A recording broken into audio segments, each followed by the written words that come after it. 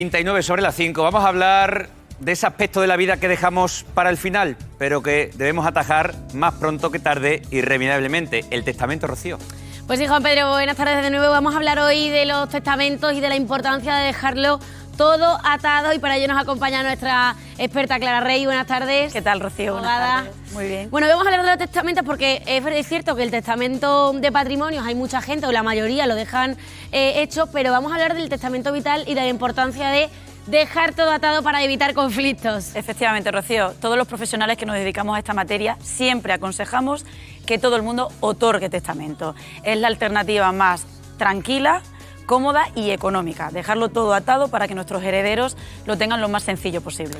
Bueno, pues vamos a ver en primer lugar algunos casos de algunos famosos que han tenido pues líos, vamos a llamarlo así. Dolores de cabeza. Dolores de cabeza, porque es cierto que las herencias y los testamentos dan muchos dolores de cabeza si no, como decimos, se deja todo atado. Así que vamos a ver algunos casos de nuestros famosos que pues han tenido problemas, y Clara, vamos a ver cómo evitarlos. Por ejemplo, vemos el caso de la herencia de Michael Jackson. Dice este titular: sigue paralizada, los hijos del artista no pueden acceder a ella 15 años después. En este caso, Clara, por ejemplo, no se puede acceder a la herencia de Michael Jackson porque aún se está contabilizando la cuantía concreta y exacta que tenía Michael Jackson. Efectivamente, desconocen la estimación total del patrimonio del artista.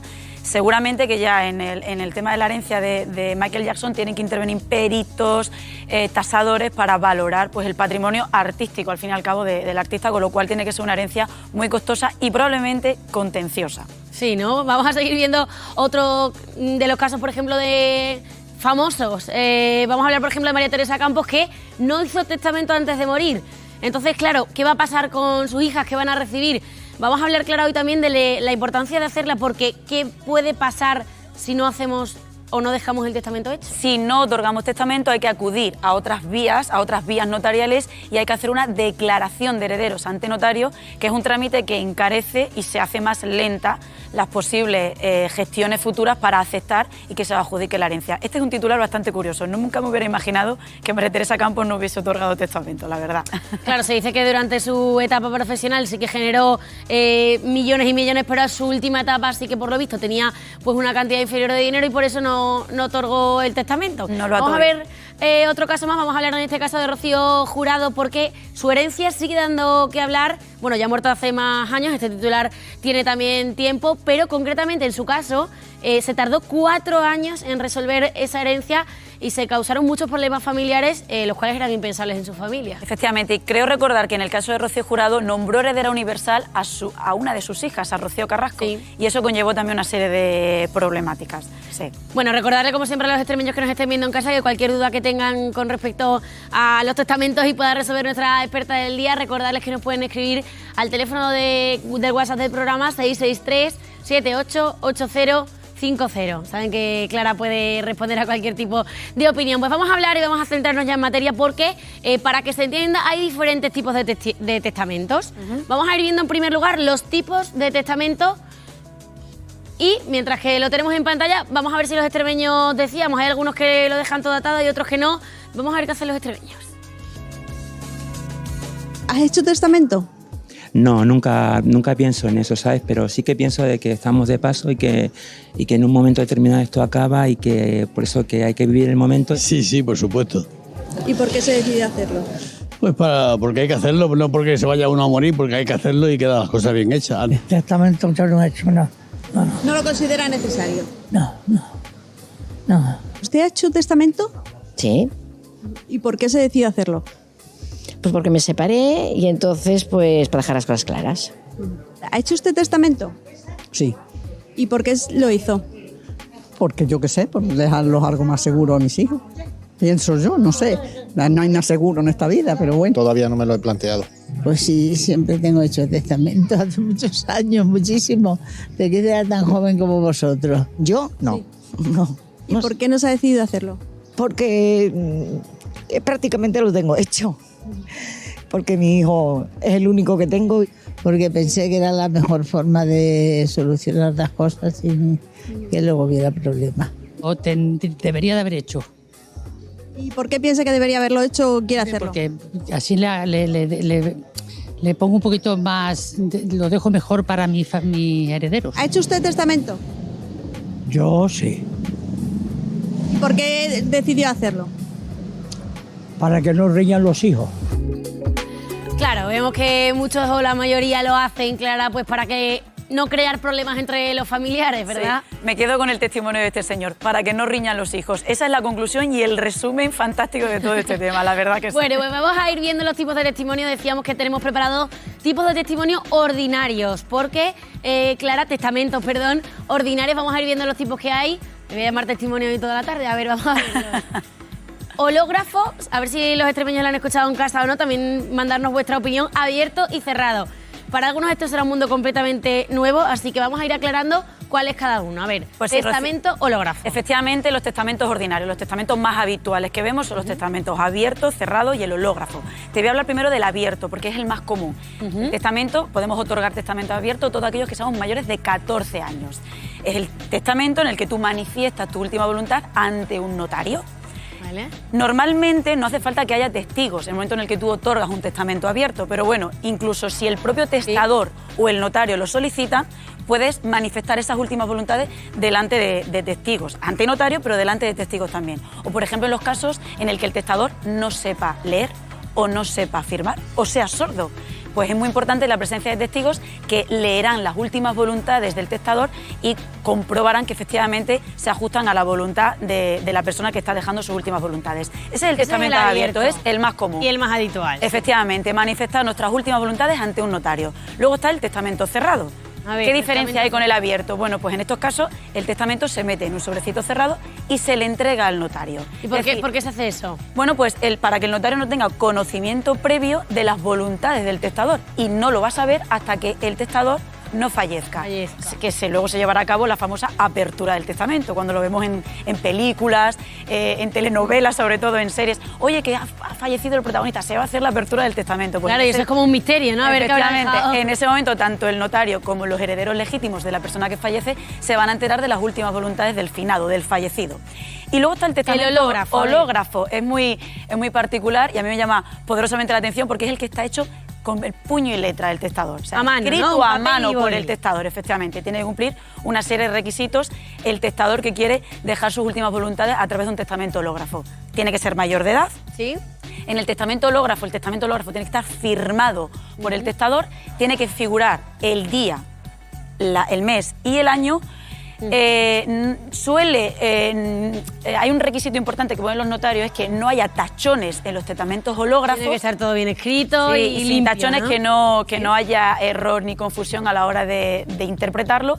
Y luego también es curioso porque los extranjeros pueden también hacer testamento hológrafo y redactarlo en su propia lengua natal. Bueno, pues antes de seguir, nos están llegando ya, por eso tenemos el teléfono hoy aquí en directo. Saben que estamos en directo conectados y nos están llegando las primeras preguntas, Clara, para ti. Decíamos que es un tema muy complejo y que vamos a estar recibiendo consultas durante toda la tarde. Vamos a escuchar vamos a leer la primera consulta. Nos la preguntan desde Cáceres. ¿Le pertenece herencia a una expareja si han estado casados? A ver, ese es un caso bastante peculiar, porque, a ver, en el momento en el que tú te divorcias, efectivamente el testamento, si tú has dejado el usufructo para tu cónyuge, el usufructo universal de tus bienes para tu cónyuge, en el momento en el que tú te divorcias, ese testamento ya no tendría validez para esa persona. Sí que es verdad que hay casos en concreto, como por ejemplo en el tema de violencia de género y demás, pero bueno, ya sería otro tema, con otro recorrido que tendríamos para hablar otra tarde, en otra sección. Pues decimos que estos son los testamentos ordinarios, los más comunes.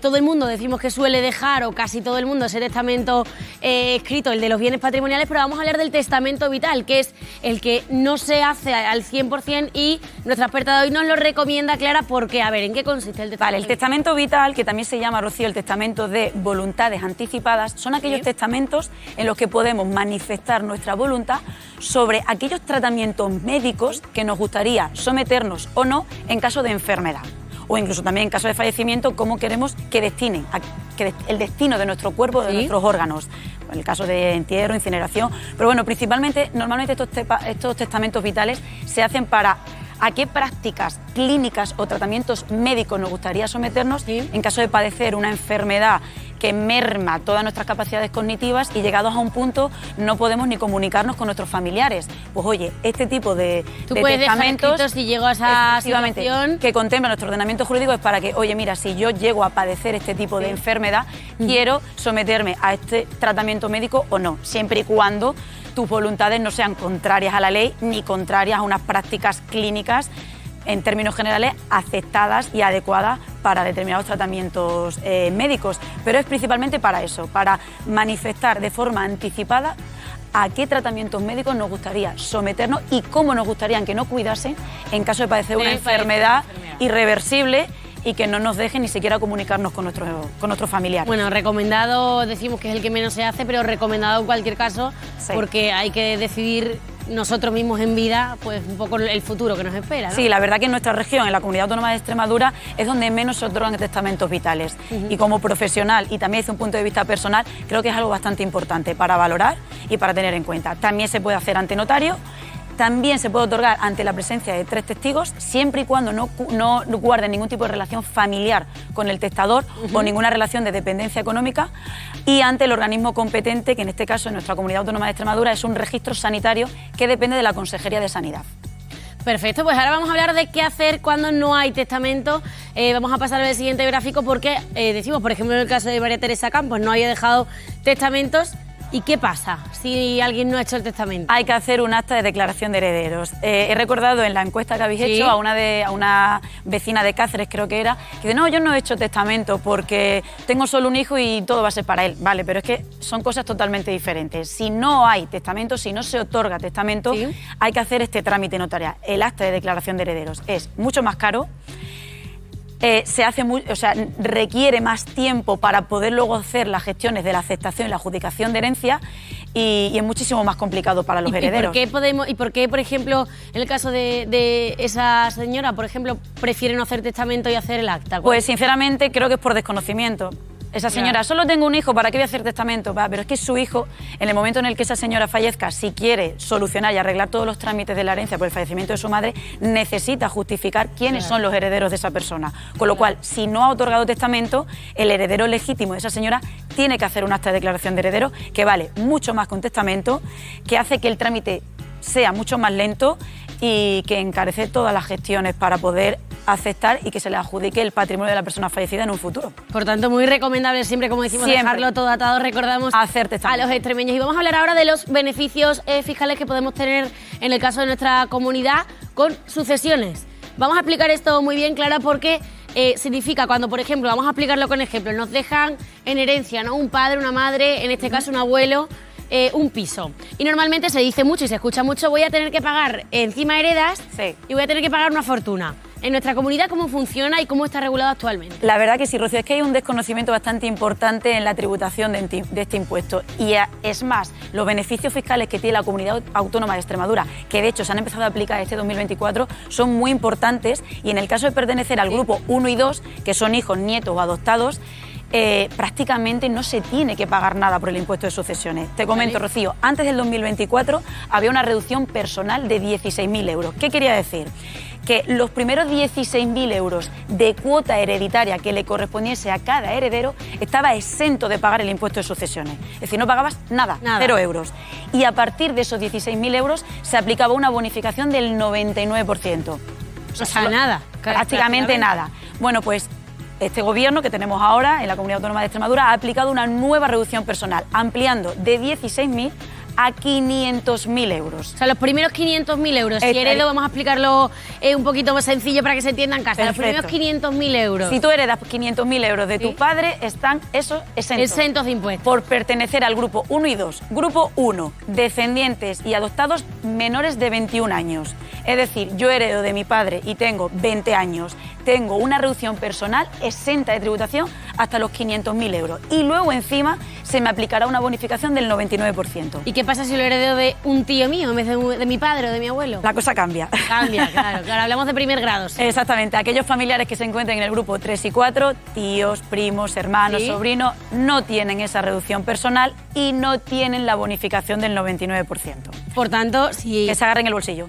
Hay que pagar, claro, y es cuando escuchamos eso de que efectivamente heredas y encima tienes que pagar. Si heredas un patrimonio importante, pues de impuestos de sucesiones tendrás que pagar bastante, tanto en Extremadura como prácticamente en todas las regiones de España. Es decir, las bonificaciones y las reducciones interesantes están en el grupo 1 y 2, que son hijos, nietos y adoptados, y cónyuge también, que son los que más se pueden beneficiar de esas modificaciones fiscales y de esos beneficios que tenemos en nuestra comunidad autónoma. Pues Clara, me dice por el pinganillo que es que están llegando muchísimas consultas, venga, así que estamos, como decimos, en directo con el teléfono del programa y vamos a ir resolviendo y ayudando a nuestros espectadores a entender este tema.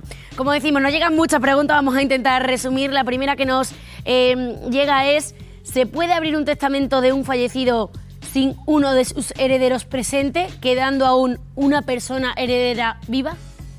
Una persona heredera viva, no. Es decir, para aceptar y adjudicarse la herencia tiene que estar presente todos los herederos, ya sea de forma presencial o apoderando a otro heredero o a una tercera persona, pero todos los herederos tienen que estar presentes. De hecho, te voy a decir un dato muy curioso. Cuando hablamos de la declaración de herederos, que son en los casos en los que no hay testamento, hay que hacer esa declaración, ese documento público. Sí. Tú te vas al notario, haces esa declaración de herederos y el notario tiene que remitir esa declaración de herederos al colegio notarial competente. ¿Por qué? Porque a lo mejor hay otro heredero por ahí que se ha ido a otra notaría a hacer esa declaración, a hacer otra declaración de herederos. Claro, y nos encontramos con varias. Con más herederos por ahí repartidos. Claro, entonces, es otro de los agravantes de no otorgar testamento. Pero bueno, volviendo a la pregunta, efectivamente tienen que estar presentes todos los herederos. Pues duda resuelta, vamos a escuchar otra pregunta que nos llega de otro espectador, que es, si no tengo testamento, ni descendencia, ni pareja, ¿a quién le quedo mis bienes? ¿A mis padres, a mis hermanos? Efectivamente, si no hay descendientes, si no hay cónyuge, los herederos legítimos de la persona fallecida serían sus ascendientes, serían sus padres. Perfecto, duda resuelta. Nos llega otra consulta. Buenas, ¿una persona con discapacidad tiene más derecho a coger más herencia por tener discapacidad? Gracias. A ver, en estos casos, normalmente, Rocío, lo que yo me encuentro en el despacho es que el patrimonio de una persona se divide en la legítima estricta, el tercio de mejora y el de libre disposición, ¿vale? Los 2 tercios que componen la legítima, que es el tercio de la legítima estricta y el tercio de mejora, es lo que compone los 2 tercios de la legítima. Normalmente, ¿qué es lo que hacen los progenitores si tienen a lo mejor un hijo con alguna discapacidad? El tercio de mejora, cedérselo a ese hijo que pueda contar con esa, por desgracia, con esa discapacidad. Perfecto, vamos a seguir. Buenas tardes. ¿Pueden desheredar a una hija legítima o no añadirla en el testamento? Para explicarle a los extremeños, por ejemplo, esto pasa cuando un padre y una madre tienen 3 hijos y con uno, por ejemplo, pues han discutido, no se llevan. ¿Pueden dejarle la herencia a sus 2 hijos y a una con la que no se llevan dejarla y considerarla ilegítima? No. No. Solo si inicia un procedimiento judicial para desheredarla. Hay que demandarla. Este espectador ha hecho una muy buena pregunta, sí, Clara. muy buena pregunta, muy buena pregunta. Si tú tienes una hija a la que no le quieres dejar la herencia... Tienes que desheredarla, tienes que iniciar un procedimiento judicial para poderla desheredar. Si no, mínimo la legítima estricta le corresponde. ¿Y cómo es ese procedimiento? Es decir, un matrimonio tiene 3 hijos, vale. El tercio de la legítima estricta, sí o sí por ley lo tiene que dividir entre 3. Sí. Es decir, a esa hija mínimo le correspondería una 9ª parte del patrimonio de ese matrimonio. Ahora, si no quieres dejarle absolutamente nada, tienes que desheredarla. ¿Qué tienes que acreditar? ¿Qué tienes que justificar? Maltrato. Pero ¿y si no le quieres dejar tu patrimonio porque directamente no te cae bien esa... O sea, no te pues cae, habría que reformar el código. Buena relación. Habría que reformar el Código Civil. Y de hecho, Rocío, te cuento que mi trabajo fin de grado de la carrera de Derecho, el grado de Derecho, trataba sobre eso. Porque yo soy una de las defensoras de que cada uno tendría que hacer con su patrimonio lo que le diese la gana. Claro. Y soy madre. Pero nuestro Código Civil nos obliga que nuestros herederos legítimos mínimo la parte del tercio de legítima estricta lo debe tener, a no ser que desheredes. Le hemos dado un disgusto a ese espectador que nos hacía esta consulta. Total. A ver, y bueno, también nos preguntaba trámites para desheredar. Ha quedado claro que hay que alegar maltrato, alguna causa de peso y justificarlo fehacientemente para poder desheredar a ese hijo y que ni siquiera le corresponda a la legítima estricta. Y como nos ha preguntado los trámites, ya para resolver esa duda al espectador, ¿dónde habría que ir a hacer ese trámite? Para desheredar, bueno, al juzgado, a los tribunales, directamente. Venga, nos llega otra consulta, Clara, estamos en directo. Hola, tengo que hacer testamento solo para un hijo. ¿Tengo que hacerlo? Volvemos a la duda de antes. Resuelta. Sí, aunque solo haya un hijo y todo el patrimonio vaya a ir para ese descendiente, lo más barato, lo más económico, lo más rápido es otorgar testamento para evitar que ese heredero en un futuro tenga que hacer una declaración de herederos, que todo lo complica. Pues sí, por último, una persona quiere dejar su testamento a otra persona que no es su hijo. ¿Se puede? Volvemos a lo de antes, Rocío. Hay que respetar esa legítima estricta, los herederos legítimos. Y si tienes descendencia, si tienes hijos, esos son tus herederos legítimos. Pues dirección, confirmarme que no hay, efectivamente, no hay más consultas, Clara, te vamos a dejar. Me había hecho un buen examen. Tranquila por hoy. Otra semana seguiremos hablando de este tema porque es verdad que tiene mucho debate. Muchísimas gracias, Clara Rey, por estar con nosotros a vosotros siempre. una tarde más.